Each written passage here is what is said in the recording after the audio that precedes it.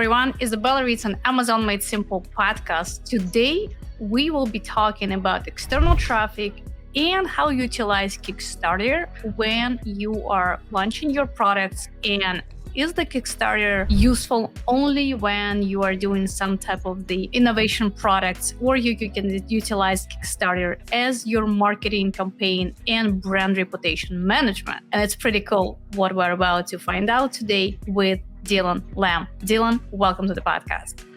Thanks for having me, Isabel. I'm stoked to be here. Awesome. So we are talking with you based in UK, right? Yes, I am, yeah. Okay, can you give us a little bit of background? We want to know who you are, why we have to trust you, and why your opinion matters for everybody else here. I'm Kenneth. I'm originally from Hong Kong. I work as a job shipping and Google Shopping ad in the past, like back in the days when I graduated from uni. And then I saw, like, back in the days I was selling in Amazon as well. Until now, I'm still selling on Amazon, just to be clear. But then, like, the Are way you that selling private label or you're third-party seller? private label. Myself is a seven-figure seller until now as well. Okay, so I'm a brand owner and I'm an agency owner. I'm like helping sellers in China to run the PPC, and also like we help them to run external traffic, because apparently like there's a lot of Chinese know that like being suspended is not fun at all. That's why they have to think about like what we should be pivot into, like to become like an authentic brand. And that's why we started to look into external traffic, like from the search and buy, and then we graduate into helping them to run external traffic, like a one-page funnel, putting coupon into a landing page, and then we track them using brand referral. And then right now we are also helping them to run marketing campaign on Kickstarter. So why am I in the UK right now? I'm in the UK just because I want to escape from my family, because as a Chinese culture, family is like your parents just treating you like a king. There's soap, there's fruit, there's like always asking you to eat things or drink things, So I want to be focused on my business right now. That's why I have to move to the UK. So that's the story. So you're usually based in China and you moved to UK because you want to be independent. Not being independent. I'm always independent. It's just like I need to escape from environment that always comes with a lot of noise. I'd rather just travel back to them maybe once a year, but rather than like staying in Hong Kong. So they're sheltering you and you just decided to it's just like too much, it's too much, Well, I can understand. I cannot relate, but I can understand. In some cultures it happens. Okay, so how did you came up with an idea of utilizing Kickstarter as brand management? So first, I run Kickstarter for my brand. I ran around with 8 different brands, and then like one of the brand that we run 5 Kickstarter campaign on Kickstarter. And then I realized, it's because of Kickstarter that one brand that we ran there is like getting all the juices, really building a community, building email list. And then we are also people are starting to recognize our brand, because we can see from Google Analytics that people is searching our brand name. Also contribute to the older model in Amazon itself. And therefore we realize, there is so much potential that we don't have to, like back in the days, Kickstarter is like if you back in the days like Amazon Wild West, right?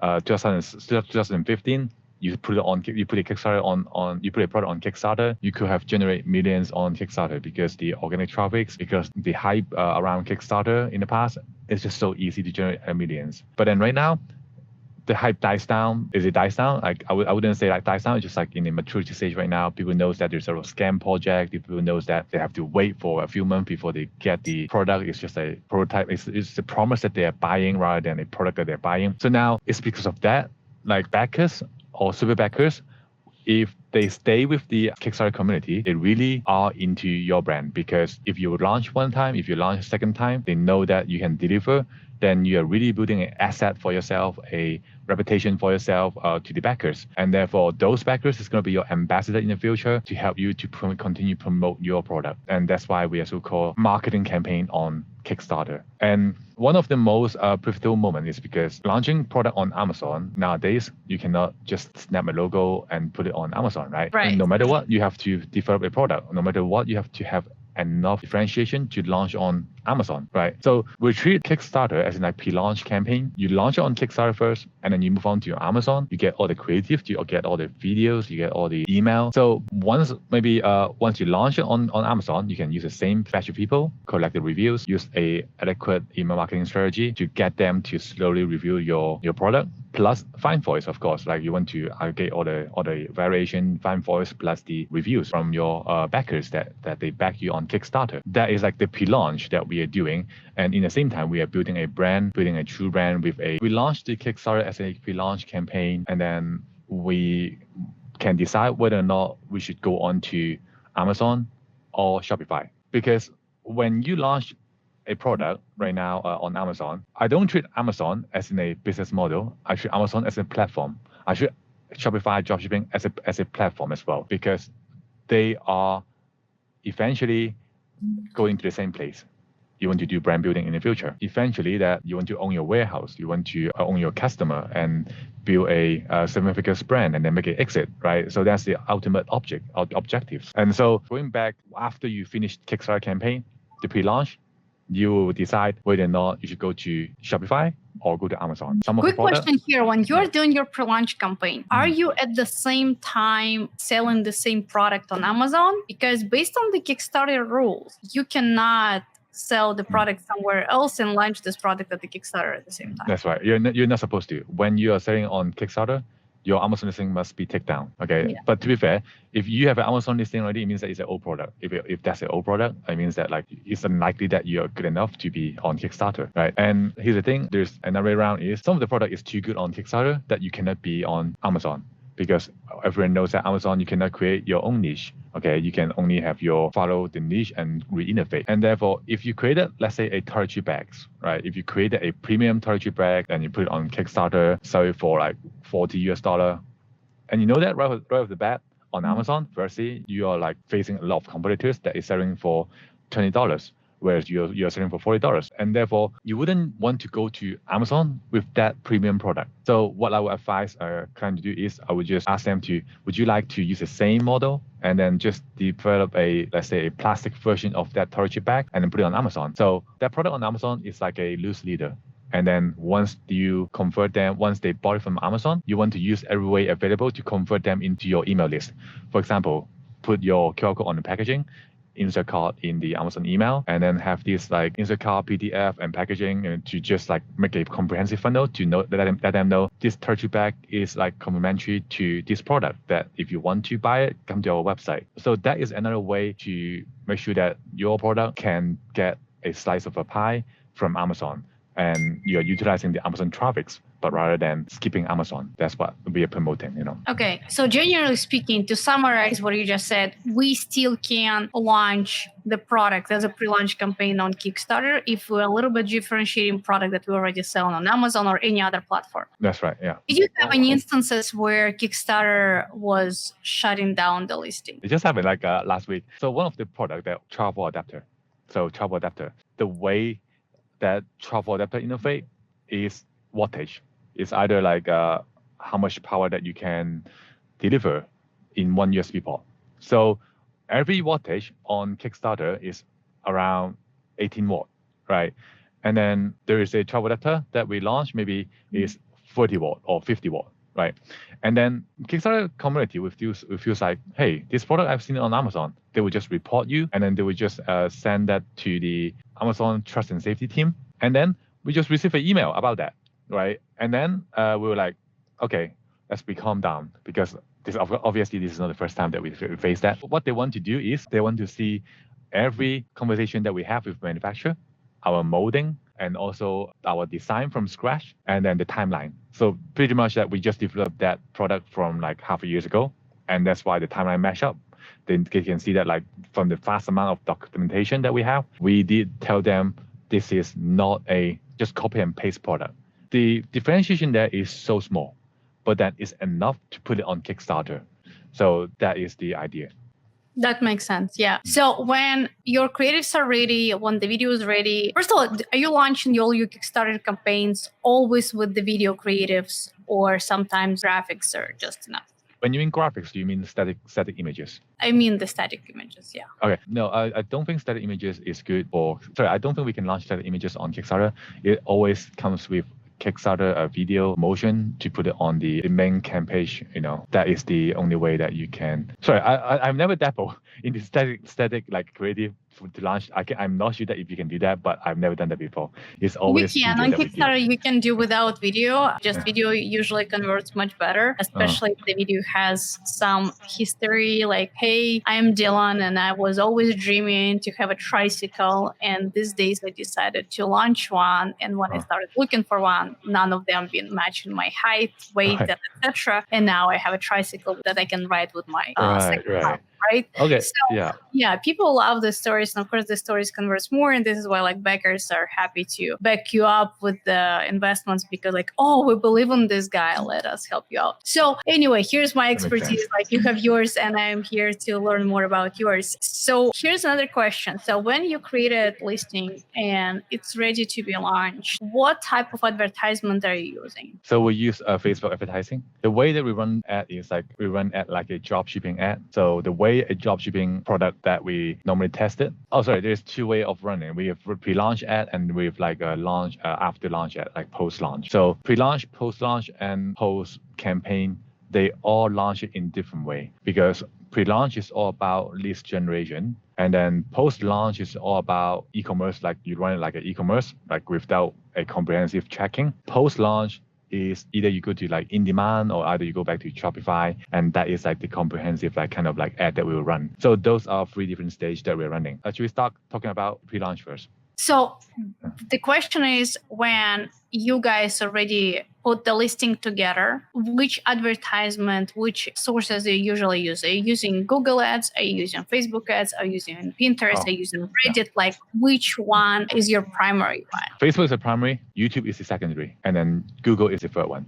So we tested TikTok, Instagram, they're not converting well. It could be the product problem, but then like we feel like most of the backers, they are on Facebook because they used to get news from Facebook. And then can you convert TikTok audience to Kickstarter? It has to be somewhat going through the influencer. And then ultimately comes into the idea of whether or not that audience can accept delivery time that is like 3 months to maybe half a year of the development. Because if people don't have that shopping habit or buying habit to be waited to be delivered for after like 3 months later, then no matter which platform you go, no matter how accurate is targeting, like maybe on TikTok, it's just a waste of time, right? But then Kickstarter been there for a long time. I don't know whether or not if this theory is right. Kickstarter has been there for a long time. People who support Kickstarter, they always started from Facebook.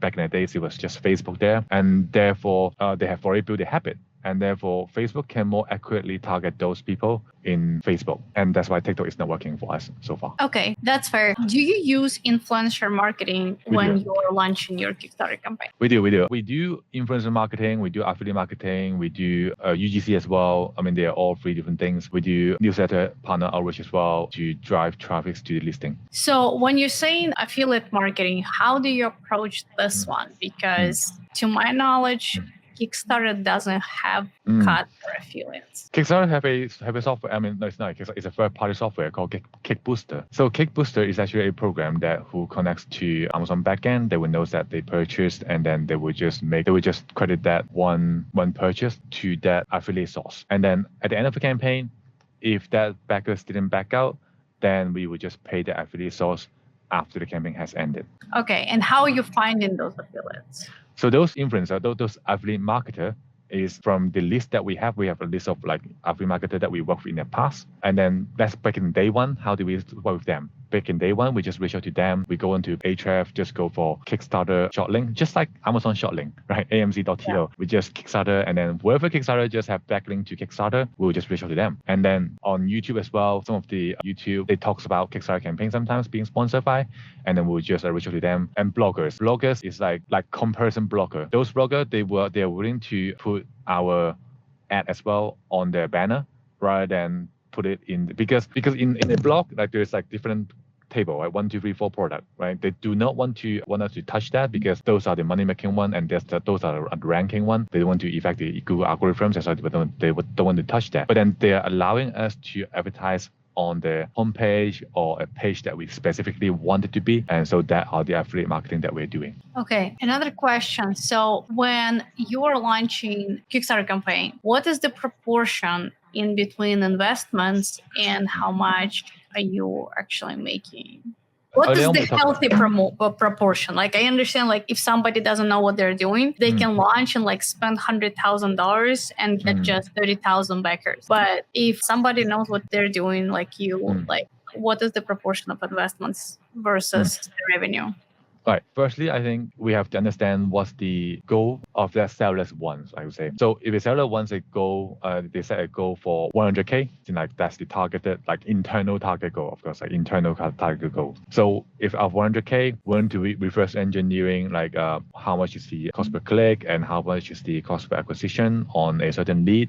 And then we'll work out how much you have to spend in pre-launch. We'll determine how many email do you need. Do you have your previous email? Or do you have your own email list? And then how much email that you still need on top of that email list that you have, right? If you start from zero, the most expensive part is always in the lead gen because you have to get enough interest before you launch. In that case, you will probably like spend at least 10K or maybe 5 to 10K on the pre-launch stage to gather enough audiences, right? So I will give you the percentage later on, but I will just explain what's going on in that 5 to 10K, what we're doing. In that 5 to 10K, so let's say per lead is like $1, for example. For 5K, per lead is $1, and then you get 5K in each of the lead. How much people have paid for the reservation that you set up? You know, the reservation could be like when they're willing to pay us $1 for a small commitment, and then we will know that, oh, this guy's for real, that who will come in. And then inside that reservation, we'll have this proportion that say 30% of the reservational funnel that we got paid will be backing the campaign from our history. In that way, we know CPC is like it's $1, and then we got 5K, but then the conversion rate to a reservation funnel is 30%. It means that out of that 5K, there is around 700 or 600 who actually pay for the reservation funnel. And then out of that reservation funnel, there might be another 30%, which is 700 of 30%, which is around 165, right? And then we will times the AOV, and then we'll decide, oh, on the launch day, we will be able to get this much of amount on day one to continue to snowball down the whole campaign. Because of this formula that we will be able to calculate, okay, since Isabel, you come to us with maybe 20K of email list already, we'll help you estimate, okay, this is around how much you were going to get, and then this amount is, and then this about on day one. If your targeted goal is like 100K, it means that your fake goal is not a fake goal, it's like a Kickstarter goal, it's going to be like maybe 20K, right?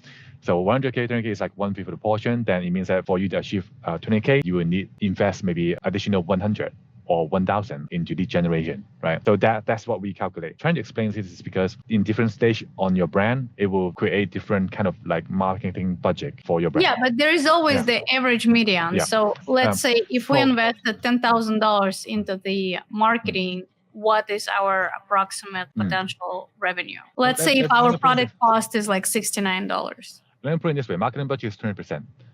Marketing budget is 20%. So 20%, 100K, you spend 20K to go to 100K.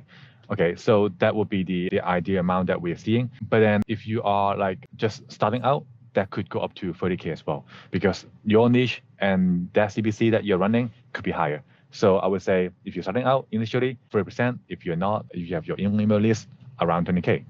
And it depends on your Kickstarter goal as well. Okay, yeah, that's fair. So when we're launching Kickstarter campaign, we have to aim at about 20% of the whole amount we're planning to raise. And first pre-launch campaign is $5,000 to $10,000, where we're getting the list. And this list we're repurposing in the future. And from the list, we already know how many people are planning to back up the campaign, which is great. So, and I have the last 2 questions for you, because we have to wrap up in like about 45 minutes. So first, what type of products do you think would be great for the Kickstarter campaign? And the second, what's supposed to be our average price for the product that will make us kind of profitable, right? So we are going to do business for profits, not for just for fun. The answer is anything can go on to Kickstarter after you've validated the product. So here's the thing, like I will just give you an example. You can launch a tower on Kickstarter. That is definitely a commodity, right? But then behind that, there's a story saying that it's an eco-friendly tower. That already tells you that, I mean, you can literally launch anything. And then we can help you test the story by running a lead gen ad first. And if that lead gen ad fail, it means that, hey, there's no potential for this tower anymore. I mean, I would rather just stop. I would just rather you cut loss right now rather than you continue down the rest. And I would just give you another example. This is like the famous example that I always want to use is a baking tray. Baking tray. A modular baking tray, right? There's a brand launch a modular baking tray, and they generate millions. It means that that like a modular baking tray, you can just change places, right? As an Amazon seller who come in, who launch the same baking tray, and then they put a handle on the oven baking tray. The first brand they launched baking tray, they generate $1 million. But then on the second brand, they put a handle on the oven tray, they generate 200K. What does that mean? Is 200K a bad example compared to 1 million? No, not at all, right? 200K is quite ideal, and you still get to upsell your customer in the future. You still get to go to Amazon with them as well. And that is like what us Amazon seller is doing. We always create enough unique selling point to differentiate to put it on Amazon. Right. And for you to determine whether or not will your product successful, you have to run a validational test. The validation test, we always go into 3 steps. The first step, we go on to just general market research. Second step is more of like engagement test, right? You run ad, look at engagement, create questions, or just put a poll in some of the groups, and then see what's the effect. And then the final validation is using CPC model, as in like to run how much does it cost per lead that you're gonna get, and that's why you can see that people is commenting, people is like going crazy for this product, people is paying for reservation funnel, and yeah, we do have a market, let's launch it, right? So that is the way that we validate it first before you can decide whether or not your product is successful or not. Yeah, that's super fair. And what would be your biggest recommendation for those people that got excited and want to launch their Kickstarter campaign right now, right after our call?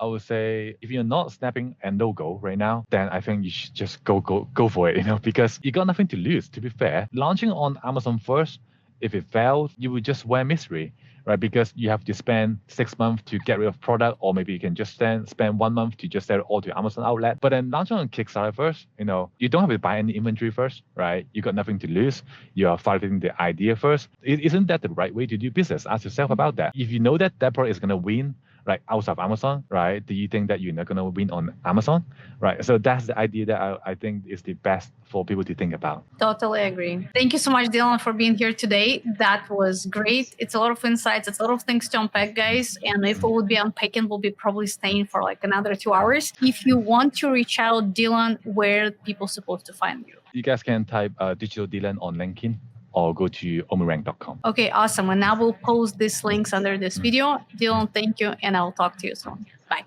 Thank you. Bye. Hello, everyone. Isabella Reeds and Amazon Made Simple.